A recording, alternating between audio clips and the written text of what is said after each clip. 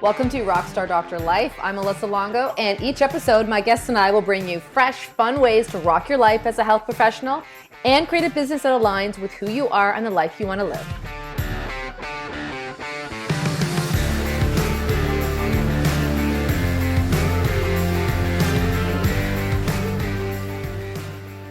Hey everyone, welcome to another episode of Rockstar Doctor Life.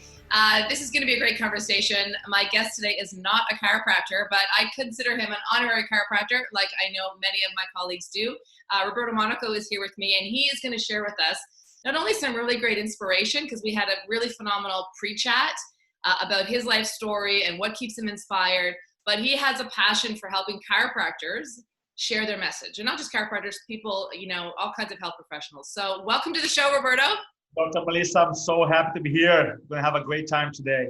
Yeah, we are. And just for people who've never heard you speak or don't know what you're doing these days, give us sort of a snapshot. Who is Roberto Monaco? What are you doing right now? So what I'm doing right now, I have two companies. I have one called Chiro Speaking Company, and my passion is to help chiropractors to communicate their message to the masses so they can bring more people under chiropractic care. Very simple. How do I do that? Through before COVID-19, through traditional public speaking presentation, classes, lectures, the doctors, stress talks, and also now, even more important, doing webinars and videos. So that's my passion. And my second company is Influencology, that I do the same thing. I teach communication skills, public speaking, presentation to business professionals. Mm-hmm. And I've been fortunate, listeners, viewers, that I've had two experiences with Roberto in the last couple of weeks, an intensive training day, and also he was a guest in one of our events for Dr. Ed Osborne's Inner Circle. And it's full of fire and passion, lots of great tips. But what I'd love to know is, how did you get started in teaching people how to communicate? I know you worked for Tony Robbins and you had a career, there as well. I think going back to Brazil, I'm from Brazil originally. And in Brazil, I wasn't Portuguese. We speak Portuguese in Brazil, and even Portuguese had challenge learning language. And when I came to America 25 years ago, I had all these ideas, and I struggled communicating in English. And Les Brown has a great quote. He said, "From your mask comes your message." And that was like my problem. Like, I had all these ideas, but I couldn't express them. I couldn't communicate them. So I decided to just focus on it. And eventually I got a job with the Anthony Robbins companies, Dr. Melissa, which was fascinating because they had one opening to become a field sales rep. And the idea was that person was going to travel across the country doing talks, around 400 presentations, traditional public speaking presentations in companies. And I got a job without having no experience in public speaking. I mean, I had zero. Maybe when I graduated, I got a BA in finance. I had done a couple talks, part of the university curriculum, but I never had a background as a speaker. And I got a job. And I think the reason they gave me an opportunity, a chance, is because I was so, one, passionate about helping people. Number two, I was open to receive coaching, because a lot of people, they're not. I say, look, just coach me through it, and I promise I'm going to do a good job for you guys. And that's when I started. I worked for Tony Robbins companies for 6 years, done 400 talks a year, and eventually people start reaching out to me and say, hey, how do you close? How do you do this? How do that? And eventually, into end of 2008, 2009, I opened up a company called Influenceology, the science of influence, to teach business professionals. And that's when it started. And then I was working with 40 industries. And one day, one of my clients, Gary Gunderson, calls me up and say, hey, you got to work with chiropractors. I'm like, what is chiropractic? I don't even know. That was 6 years ago. And then one thing led to another. He introduced me to Dr. Chris Zano out of Texas. I helped him. And at that time, my wife was going through some health challenges. She couldn't get her period for many years, for specifically 4 years. So we start chiropractic care. Eventually, we got pregnant, and now we have 2 chiro babies, Sophia going to be 3 in August, and Phoenix will be 1. So I'm super grateful for chiropractors. That is the short version. Yeah. Very short version. Yeah, about that story we were talking in our pre-chat about, when you worked for Tony Robbins, you would basically get sent to different cities. Yeah. Immerse yourself there for 4 months, right? Yeah. And start, working and learning. And I said, like, there's a tremendous amount of confidence and courage that it takes to just pick up and move. Yeah. And just go. And I'm sure that's carried you through your life in many other situations, starting a new business, pursuing lots of new things. What's your advice to people about getting through stuff like that? That I feel, so I want to create a context here. So when I left Brazil, I had a really good job, and I left Brazil, came here to study English. I never was my plan to live here long term. Then eventually I got settled in San Diego, and the opportunity arrived for me to go and speak for Tony. And for me, it was a really big decision, because I had to leave a paid full-time job in San Diego to go to quote unquote 100% commission job and live on the road. And it was super scary for me. But eventually, you learn how to bring certainty into uncertainty.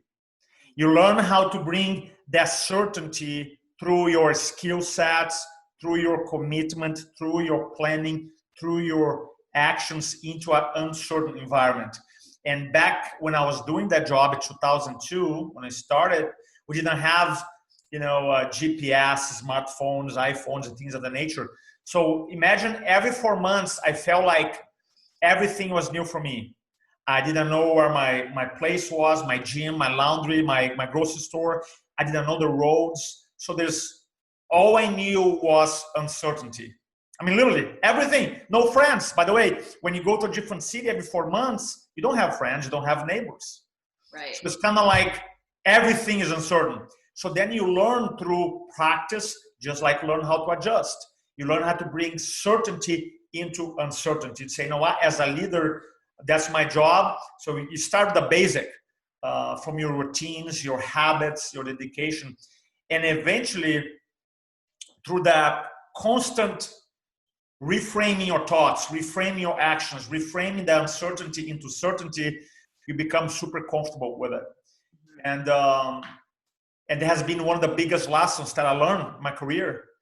Even now, when COVID-19 happened, and I'm like, man, I've seen that again. I've seen that in the past, not in a COVID form, but I've seen that uncertainty. I felt that before, right? Maybe not the same event, obviously, or that magnitude, but I felt that, oh man, I don't know what's going to happen, the reaction, the scarcity, the panic. But then you learn, hey, I've been through this before many times, that feeling. I'm just going to bring certainty into uncertainty. I'm going to focus on the things that I control. And I think that's such a powerful lesson that I learned. And the second lesson that I learned from that time is that most professionals, including chiropractors, we wait for the pain to appear for us to change. We wait, for example, for lack of patience for us to start doing marketing or talks. We wait for people to start dropping care for us to try to fix it. And I learned throughout all these changes, because every 4 months I move, and I live in 16 different cities at that time. And I learned that things, they don't have to be bad for you to actually proactive change. And let me give an example. My wife is from San Diego. I consider San Diego my second home. I was there for 16 years. And 4 years ago, I came to do a talk for a dental convention here in beautiful South Carolina, in Charleston. And I remember arriving in the evening, never been here in South Carolina. And I arrived in the evening, couldn't see anything. I went to downtown Charleston, did my talk, and the next day in the morning. And then around 12 o'clock, after my talk, I was like, well, I want to go walk outside.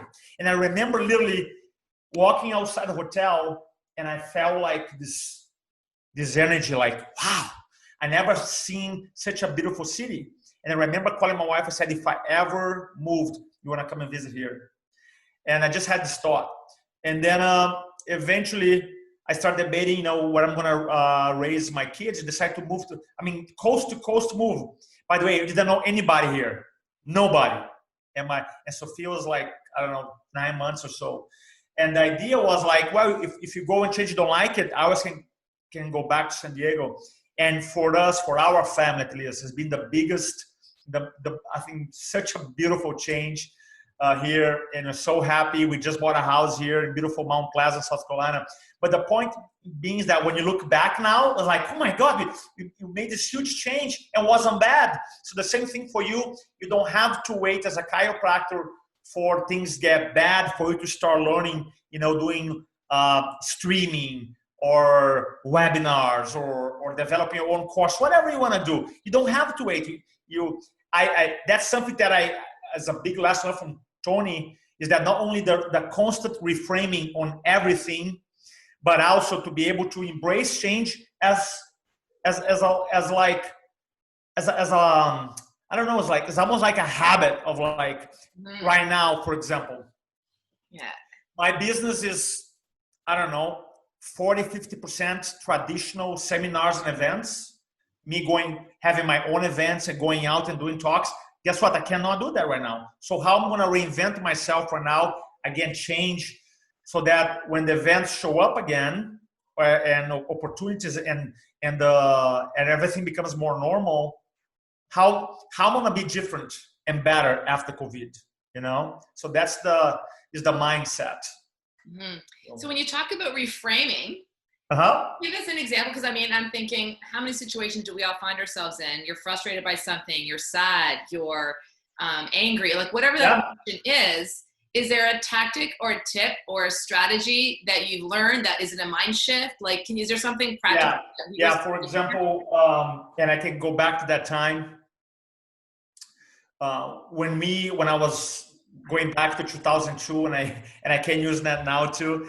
We did a lot of driving. So in my typical day, we drive between 4 to 5 hours.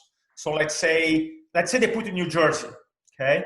And then you're gonna, in the morning, have a presentation on Long Island, in afternoon in Connecticut. So you're literally on traffic 4 or 5 hours. In the beginning, it kills you. Because not only you gotta show up and do a talk and feel like, and you're gonna be the motivational speaker for the meeting, you're gonna be like, so energetic, enthusiastic, but you're driving 4 or 5 hours, like, man, you don't feel like it. So then you reframe, like, how can I use this to my advantage? That's a belief that I have, is like, whatever happens to my life, how can I use that to my advantage? I say, how can I use that to my advantage? Okay, I cannot change the 4 or 5 hour drive. Literally, I can try to learn about the traffic patterns, but ultimately, I gotta drive. So how can I use that to my advantage? Then became self-development time. I had my collection, and back in the day, the CDs, that you put the CDs. I had literally a library, and I'm looking forward to my drives right now, prospecting. So now I had my list of people to call in between. That's where my drive was making money. I was calling people, scheduling talks. So when things happen to you, you reframe, like, how can I use that to my advantage? Literally, I know it's so simple, but how can you use that to your advantage? I think that's going to be my new motto. I can already see it. Like, I'm going to. How can I use, like, for example, being very specific. So I've done webinars before, a ton, right? But I'm like, man, I know I can take it to the next level. So now, my team here, we're working like, man, how can you use this opportunity now to our advantage? Because even though I got frustrated because not only I had to reschedule my own events, some of them, but a lot of events that I was supposed to be speaking at got rescheduled. Some of them got canceled. So how can I use that to my advantage? And I'm like, I have all these people calling to me right now. They want to know how they can become a great virtual presenter. I gotta have only one course. Hey, how to become a great virtual presenter? Okay, I'm gonna see. It's like, so doesn't mean that I don't like doing traditional talks. It's just like, how can I use that to my advantage? And one thing I feel is reframe your thoughts, but you actually gotta go a level deeper and feel. So now, if in the beginning you resist change and you be like, oh, how can I use that to my advantage? And then logically you can come up with a good thought, but then like if you don't feel like, oh man, I don't feel so good, it's not real, then you still gonna caught up in a bad emotion. I actually like, okay, why is a good idea for me actually to focus on that in this? Because I feel like moving forward, right? I'm just giving an explanation here. Moving forward, I feel more people, more audiences will be okay to watch, for example, virtual seminars, not only mine, but everybody else's seminar than the past. So I feel like the need to become a great, quote unquote, virtual presenter, communicator is going to be, just on demand. So I want to focus on that. So now it's not only for my company, but from other businesses. So be like, okay, I got to focus on that. So now I have this intense focus. And I feel like is that constant reframing. And so I think that's a tremendous gift for everybody here. It's huge. It's powerful. I mean, I'm thinking that, so we are recording this right now. It's, middle of June. A lot of docs have had shifts in their practices, closed their practices even for a couple of months. Yeah. And the people I'm definitely going to say are going to thrive through this, especially chiropractors, and I've seen it with my clients too and myself, where the people who did exactly what you said, says, what's the opportunity here? Yeah, it sucks. Yeah, there's lots of things that we don't like what's going on. But I've had clients who dramatically shifted their whole practice model because they wanted to be home with their kids more. I have another client who's like, I'm not going back to working 5-6 days a week. I'm going to work 3 because I want to be home with my kids more. Who have explored, expanding their influence online. I mean, learning new things, learning new techniques. I mean, I use the time to create a new program, training. Like there's always an opportunity. And sometimes people think it's so idealistic or kind of cliche, but I'm like, life is what you make it. So, but it is. I love that what you said, because when you hit the crisis, and COVID was a crisis, right? You have the crisis management, and crisis communications. 3 levels. Crisis, and it's like boom. Let's say practice in Canada they're closed. Okay, that's a crisis. That I can't work. Mm-hmm. I can work. And then step 1 is like, where is the opportunity? Like you said before, what is the opportunity? Mm-hmm. Right? And some doctors didn't see the opportunity. You saw Roberto, I saw the opportunity for me to reset, expand my influence online, build up a course. Crisis management is what you do. And then crisis communication is what you communicate moving forward, how you communicate with people. Mm-hmm. So I feel that a lot of people, they don't do the crisis management, the crisis communication, because they cannot find opportunity, because they get caught up on an old paradigm. And I know a lot of people, they don't want to change, because change, which is a very weird thought, because changing, if I accept something new, that means quote unquote presuppose that I was wrong. I know it's stupid, but some people think that way. And they get caught up on the old pattern, because even though they're not serving them anymore, but just by accepting something new, not all the time I presuppose that I was wrong. I don't want to feel like I was wrong. Therefore, I'm right, but I'm stuck in the past. It's like, okay, good for you. Good for you. Well, that's a really great, I've never heard that phrase like that, but you're right. I mean, people resist change all the time because it seems, mostly, I think it's because it's fear. It's afraid of the unknown. It's afraid of the uncertainty. But what you just said is people are afraid of being wrong in their past life. If I choose this, does that mean that my other patterns or what I did before this was wrong? And it's not necessarily the case. It's just another learning step for you, or a clarity piece. That's it. I love that. So the uncertainty we said is, I call the uncertainty tax. Any times when you have to change, there's an uncertainty. We choose to be in the past certain, even though things may not serve us, instead of facing the uncertainty tax. I want to give a personal example here that happened to me recently.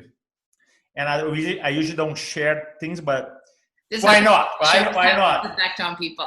Why not? So so all my life, and I don't talk politics, but I will talk about here. All my life, I voted left.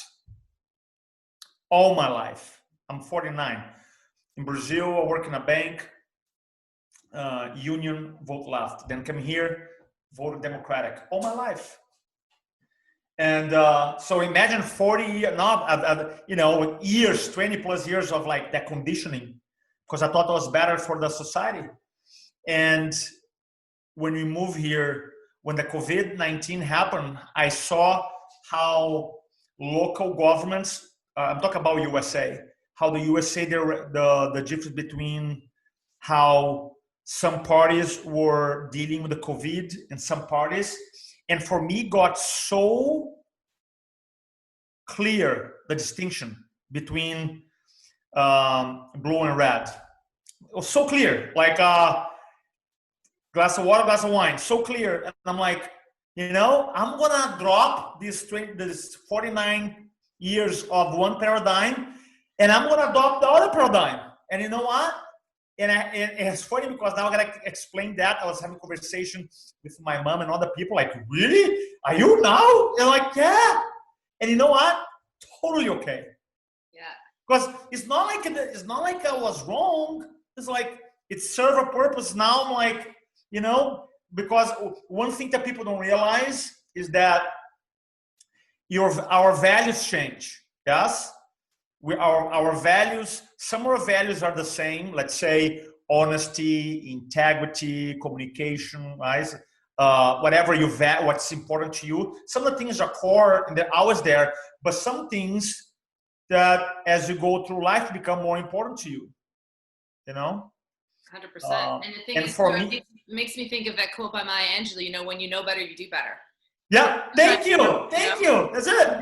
You don't know. Like I remember when my kids were born and I had my kids at home, I breastfed them, they co-slept with me. Like I did a lot of parenting things that my mom was like, it was crazy to her, but she sat back and she observed and she listened and she's like, well, okay, we know better. And that's what I said, back in the days when I was a baby, like formula was the thing. Why breastfeed? And if you could formula feed, love that. Perfect example.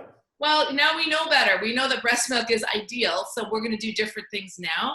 And you just learn as you go through life, right? And I think, thank you for sharing that, because it's not that our past habits or behaviors were wrong. It's just that we've grown as individuals, right? And we've evolved. And embracing that kind of change is part of being human. Yeah. So I have no problem embracing change. That was one that 49 years I was going one direction, I'm going another one. Mm-hmm. And I'm not advocating I respect everybody's decision. I'm just saying that it's okay. And you brought a great example of raising kids. Like both my wife and I were raised one way, thanks to chiropractors all over the world. My two babies are totally different. They're being raised totally different than I was, and my wife was. And we don't. It's like we didn't know better. Now we do. It's that simple. Yeah, it's that simple. And you gotta. I think nowadays, in a very weird way, the moment that you have a different decision, people or opinion, people attack you. I respect everybody's decision. I just like. I feel like one of the biggest things you can do is for a mindset perspective to feel I don't believe much in motivation as far as kind of like, I gotta wake up, be motivated. I believe more into purpose and values. Like if I know my purpose in my business, and if I personally, my actions, what I do day in, day out, are aligned to what my value system, what's most important to me, then most likely I'll be happier, on my days, weeks, and months. That doesn't mean that I don't get frustrated or I don't have a bad day, but just overall. So I think as a chiropractor, and you said something that is important. some chiros, when they go to school, they learn a paradigm. They learn that's how it's supposed to practice. And then now things evolved, right? Technology evolve, virtual consult, the way patients get information. And some of them, they want to go to or experiment the new or the better way or most effective way, go online. But sometimes their old paradigm, they're stuck in the old ones. Not because they want to, because they're afraid to change. So I think it's important for them to figure out, like, and I know you like to ask this question, success. For me, success is like, man, I love to be able to know I'm raising my kids and I give them 1,000 kisses a day, every day. You know what I mean? Like, is that success? Maybe it's not success for you, not for you, but like for our listeners. But for me, it is. So is that more success? Yeah, for me it is, because I'm there, you know. Yeah. So and that comes from your value system, knowing what's important. Mm-hmm. And so when you work with, a couple of questions I have for you there, but the first one is, when you work with chiropractors or professionals, what are some of the biggest barriers you find is present in them when they need to share their message and story? Like, you're so inspired and you're passionate, you're really clear on your values and your beliefs and your purpose to help people communicate better. Yeah. Which then translates into better views on your videos and be people in your practice and all these great things. But, when you work with clients, what are some of the barriers that you see is where you start, where you need to start with them? So I would say there's different levels. I want to be super clear, because not all chiros have the same roadblocks. I want to be super clear here. Mm-hmm. So we have, I think we have one segment. Let's call one segment A here. For this segment is the fear factor, the fear of being judged, the fear of being wrong, the fear of being rejected, the fear of communicating, the camera shyness. So for one segment is definitely an issue for a big segment of the population, because and the biggest one, I think, is because as a chiropractor, I mean, we go against the traditional knowledge, the common knowledge. Why? Every day, some people don't want to be judged, and they want to be just like, I want to be quiet and want to do my little thing here. And I'm going to put my little Groupon's ad. They're going to come here, and that I don't want to battle. So that's one angle. So that's one. Another one, the second category B here, I feel another challenge. I like to say the Milli Vanilli presenters. And I have a pet peeve on that one. And I know some coaches don't like what I'm going to say, but I'm going to say anyway, because it's congruent to me. Do you remember the Milli Vanilli band? Oh yeah, I've got the song in my head right now. Girl, it's true. I love you, right?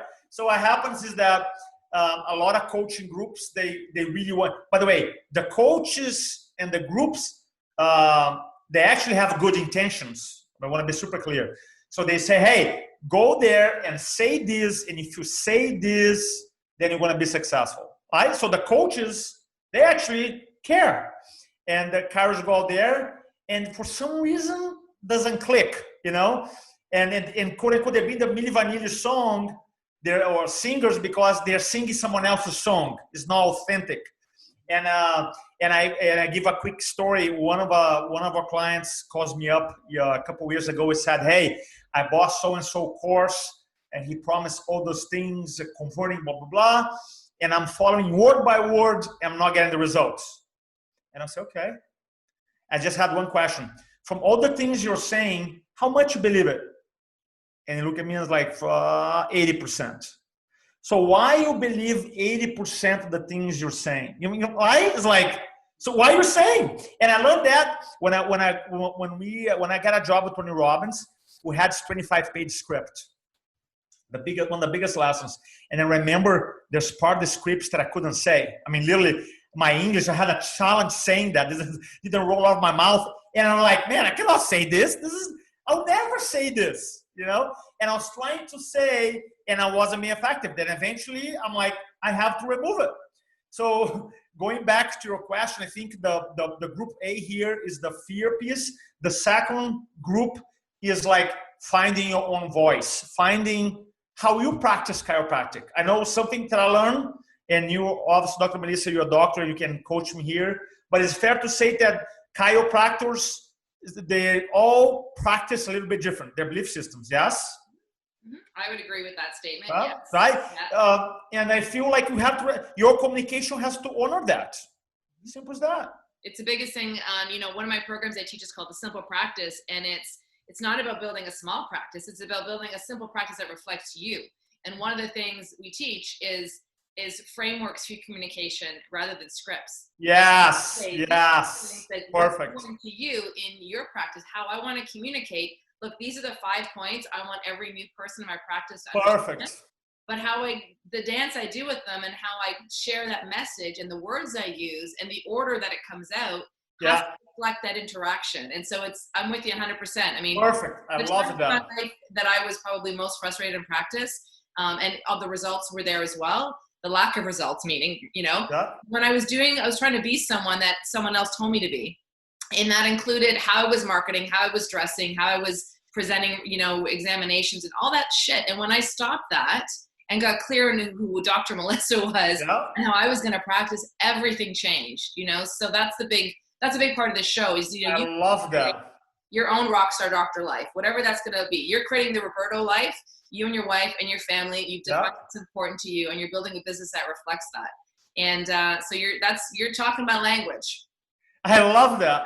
And there's a big distinction between what you said, framework and scripts. And I love what you said that, because framework is a way of thinking, right? It's like, what's the overall message communicate? Scripts, like, because scripting is like some words that I use, you never use. Some words that you use, I'll never use, So is really important. So I love that. I love that you teach that. Yeah, so as far as the challenges, the fear, I think find your voice. And the third one, for a small percentage of doctors, they already overcome the fear. They already found their voice.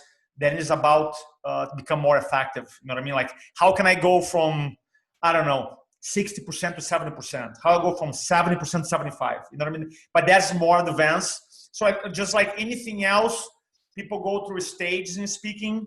And what I love personally, this is my personal, I love learning, and I love reading books. I love to study. I actually am a nerd when it comes to communication. I love that. And people ask me for recommendation of books, and I always have a hard time recommending books with the stuff that I read. People usually don't have they're not like very popular. But what I love about it, because things are always changing, there's always something to learn when it comes to communication, influence, design, storytelling, webinars. There's like all this, what I love about communication, we have all these fields that go in just one communication. So I love that. I love the challenge. It's almost like I know I can spend all my life studying, practicing, teaching. I'll never actually be able to, I can be amazing at it, but I'll never be able to say, okay, I own this. You know what I mean? Like, but there's always going to have because why? Because channels of communication are changing. Right? And I like what you said there too. I mean, the different challenges that docs have. Yeah. The third one being essentially where you come in, right? And teaching docs how to be more effective. Yeah. Want to do talks in person in their office, online, webinars, video trainings. I mean, let's talk a little bit about your program, because there's a huge, from what I've seen on the inside there's a huge database. Yeah. Oh yeah. Effectiveness, whether it's developing your charisma and speaking differently, or really getting clear on what you want to say. I mean, there's all kinds of nuances. Yeah. So that I have, so I've been doing this for a long time, since 2002, and then I had to work with 40 plus industries. So I go, there's the confidence piece, the organization structure, how you actually organize a message. So for example, I like to call presentation structure. So if you're doing, let's say, a 90-minute keynote and you're selling a product from stage, is different than recording a 3-minute video. So they have a different frameworks. They have a different strategies. Then you have charisma. Then you have, I'm really big into storytelling. I spend a lot of storytelling, something that has dramatically changed my life. when it comes to the context of communication. I remember when I got a job with Tony Robbins, I really remember going to I done the UPW, Unleash the Power Within, the Fire Walk 16 times. So I remember actually going to the second or third one, and I sat in the back, and I'm like, because I already knew the content, I was like, okay, how does he do it? How does he go and speak and captivate people? And one of the things was like storytelling. I remember the week after, I downloaded a Zig Ziglar audiobook, was an hour and a half, and I sat down after working out at the gym, and I got my notebook, and I counted how many stories Zig's telling in an hour and a half. It was 25. I'm like, unbelievable. Then I hired a storytelling coach. I mean, literally, and I didn't know they exist. They actually, it's not a communication coach, storytelling coach. So I hired that. And then eventually, I went super deep and still deep into this in this field. And that has been so amazing. Let me tell you why. Because storytelling is not public speaking thing. It's a communication strategy. It's a communication strategy that you do via podcast, Facebook Live, YouTube videos, Instagram videos. And everybody here, I think, has the power to become a great storyteller. And I love and I encourage people to have a story, especially chiropractors. Okay, this is very important. Maybe one of the takeaways that I wanted to get out here. I wanted to create a storytelling database for your practice. Okay, it was super simple. So as a chiropractor, it depends on how you practice, but you have patients, prospective patients coming in. Some of them call you because obviously they don't understand that chiropractic is about restoring the function and increase your potential, life potential. Right? That's that they don't think about that. They have a different conversation. They have the neck pain, back pain conversation usually, the pain conversation, which is okay. And it's really important for you and your staff to have a database of stories of patients. Even if you don't mention that, if you don't have permission, you change the name or just talk about Mr. A or Mrs. B, or you change the name. But it's really important that everybody's able to tell these stories. And why? Because when your staff goes out in public, when people call in on a phone, when they come to day 1, day 2, all it takes is for you to say, just let me give an example. Right? After you ask questions, after you listen to prospective patients, you can say, let me just tell a quick example. And you go into storytelling mode. And when you go to storytelling mode, you create something what I call identification, is where the person, your prospective patient, can identify himself or herself with the patient that you actually help. And when you have this identification, this connection, sales resistance goes down. Right? So that's why I feel is one of the things that, like when I do the talks, for example, I literally, like to talk about framework, I get I write down my framework, just outline, opening, pre-frame, body, pose, and close. And usually I use a mind map software, or I have a huge whiteboard. And then after I outline, I step back and say, how am I going to open this? I go to my story database. I'll say I'm going to use Fernando's story, Foundation story, the zebra story, the cat and the rat. And now, literally, from, let's say, my example here, my 1 hour talk, content, I need like 15 minutes. Right, because it's full of stories of everyone's. Yeah, and it's the stuff that I know. You know what I mean? It's like, really? Is that the secret? I'm telling you, is when that clicks. I had one doctor from Texas. So well, I taught him this concept, and what he did, he went back home, and every time a patient said, "Oh, doc, I'm getting some amazing results. I feel better every time," and he goes, "Oh, I love you. I love you said that. No, your story can be very inspirational for other people in the community. Do you mind sharing your story so you can help more people?" Patient goes, "No." And then the doc sent the CA. The CA, look, just for legality purposes, you gotta have a disclaimer. You can give a story, sign a disclaimer, and then instead of making the patient feel uncomfortable, the CA goes, "Hey, what I'm gonna do, I just want to hear a story. I'm gonna record here. our conversation. I want to transcribe, and then after transcribe, I want to give you to read, and you can approve. Is that okay? Push like, okay.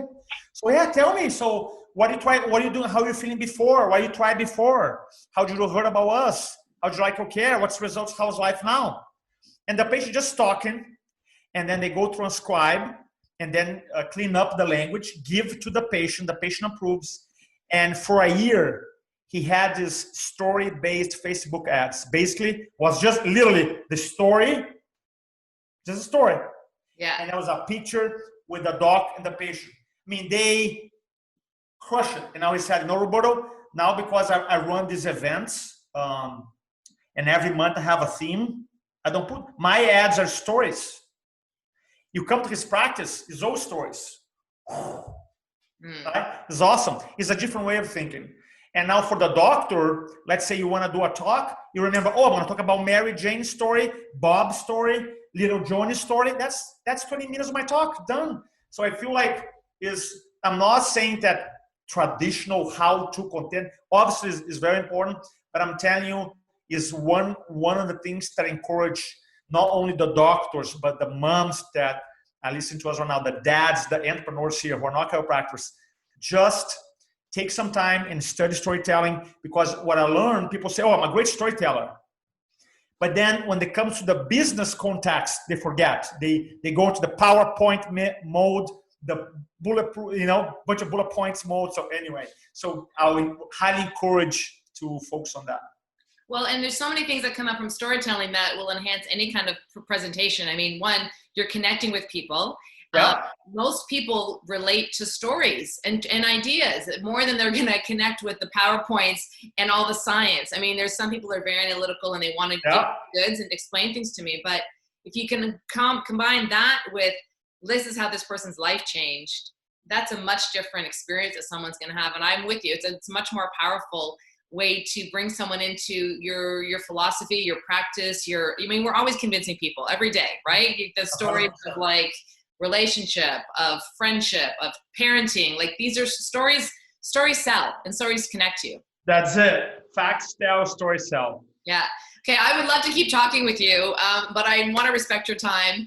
And I want to thank you for your time. I've got page notes here. A lot of inspiration, a lot of mindset, a lot of practical things that you just talked about as well. Viewers, listeners, connect with Roberto. He's a gem and a wealth of knowledge, and will help you elevate your storytelling, your presentation, which will then help you in your practice. Any final thoughts before we wrap up here? One more.